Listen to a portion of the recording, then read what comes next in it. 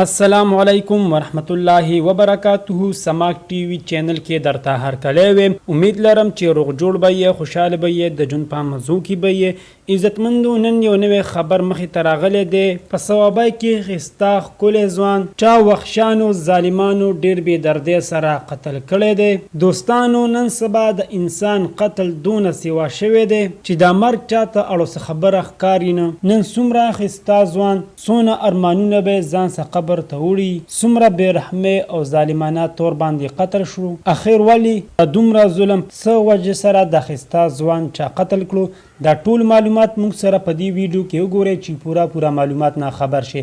کو تاسو موږ سره په دې ویډیو کې نوی یې، مهرباني وکړئ زموږ دا چینل مه در سره ضرور سبسکرایب کړئ، خوا کې ورسره ټلی نشان وهئ چې هر یوه نوي معلوماتي ویډیو تاسو ته په اسانۍ سره میلاویږي. دوستانو، عمران خان ولدي ظخیر خان چې ثوابۍ علاقې سره تعلق لرو، چې ماښام په ټیم کې یو څو ظالمان د وینې تږي رالل او په عمران خان باندې پیرې وکړو، ډېر بې دردۍ سره قتل یې کړو. دې غریب هېڅ ګناه نه وه، نه څه چا سره دښمني وه، نه څه چا سره پوله پټۍ شریک. دا ظالمان د وینې تږي، د مرګ شوقیان، دوی له د بل وینه توی کول خوند ورکوي. هسې بې څه قتل کړو. الله تعالی دې عمران خان ته جنت الفردوس کې اعلی مقام ورکړي او کوروالو ته دې الله تعالی د زړه صبر ورکړي.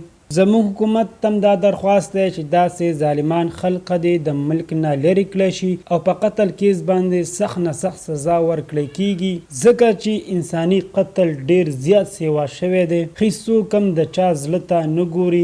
الله تعالی دې په ټولو مسلمانانو رحم وکړي. دوستانو، دا وه زموږ د دې وخت نیو معلوماتي ویډیو. د نورو نیو معلوماتي ویډیو دپاره زموږ دا چینل مه در سره ضرور سبسکرایب کړئ، خوا کې ورسره ټلی نشان ووهئ چې هر یوه نیو معلوماتي ویډیو تاسو ته په اسانۍ سره میلاویږي. والسلام.